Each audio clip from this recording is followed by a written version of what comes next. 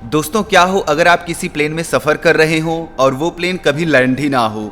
दोस्तों आज हम जिस प्लेन के बारे में आपको बताने जा रहे हैं उसकी कहानी बहुत ही आश्चर्यजनक और अविश्वसनीय है। बात सन 1992 की है जब एक चार्टर्ड प्लेन DC-4 57 पैसेंजर के साथ कारकस वेनेजुला में लैंड करता है। लेकिन चौंकाने वाली बात यह है कि ये प्लेन सन 1955 में न्यूयॉर्क से मियामी के लिए उड़ा था जो रास्ते में कहीं गुम हो गया था।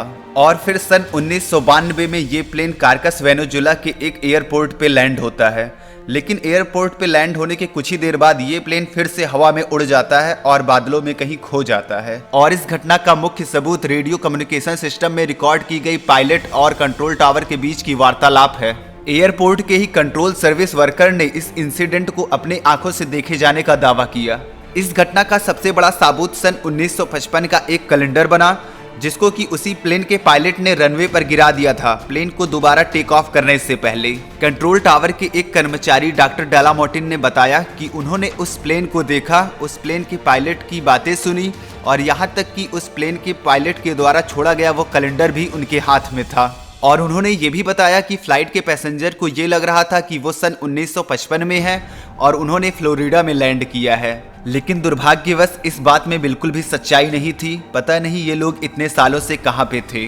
बाकी कंट्रोल टावर के कर्मचारियों के अनुसार ये बहुत ही अलौकिक और अजीब घटना थी क्योंकि वो जो प्लेन देख रहे थे वो बहुत ही पुराने ज़माने का प्लेन था और वो उनके रडार सिस्टम में भी नहीं आ रहा था। एयरपोर्ट के ही डॉक्टर कैटिन ने बताया कि जब उन्होंने पायलट से उसका नाम पूछा तब पायलट बहुत ही ज़्यादा घबराया हुआ था और उसने पूछा कि हम कहाँ पे हैं। अंत में उसने बताया कि ये एक चार्टर प्लेन 914 है और ये फ़्लाइट न्यूयॉर्क से मियामी के लिए है। इतना ही सुनते ही कंट्रोल रूम में सन्नाटा सा छा गया क्योंकि फ्लाइट 914 का डेस्टिनेशन मियामी कारकस वेनेजुला से 1800 किलोमीटर दूर था। तभी कंट्रोल रूम ने पायलट से कहा कि ये तो कारकस वेनेजुला साउथ अमेरिका है, क्या आप खो गए हो। पायलट द्वारा कोई जवाब ना मिलने पर भी कंट्रोल रूम ने लैंडिंग की परमिशन दे दी जिसके बाद प्लेन सफलतापूर्वक रनवे पर लैंड हो गई। उसके बाद कंट्रोल रूम ने पायलट की बातें सुनी जो कि अपने को पायलट से बोल रहा था कि ये कौन सी अजीब चीज़ है, जैसे उन्होंने रनवे पर कोई जेट प्लेन नहीं बल्कि एलियन शिप देख लिया हो। डॉक्टर कोटिन के अनुसार पायलट ने उन्हें बताया कि ये प्लेन सन 1955 में सुबह 9:55 पे मियामी के एयरपोर्ट पे लैंड करनी थी। तभी उन्होंने पायलट से बताया कि ये कारकस का इंटरनेशनल एयरपोर्ट है और आज 21 मई सन 1992 है। इतना सुनते ही पायलट चौंक कर बोला, oh my God. Doctor cotton उसको शांत करते हुए बोले कि आप शांत रहिए, हम अपने क्रू मेंबर्स को आपकी सहायता के लिए भेज रहे हैं। लेकिन जैसे ही ग्राउंड क्रू उनके पास गए पायलट ने बोला, नो डोंट, मेरे पास मत आओ। और ग्राउंड क्रू के अनुसार प्लेन की सभी यात्रियों के भौचक्के चेहरे नजर आ रहे थे और पायलट एक कैलेंडर को मोड़ करके इशारा कर रहा था कि नहीं यहाँ मत आओ, दूर जाओ।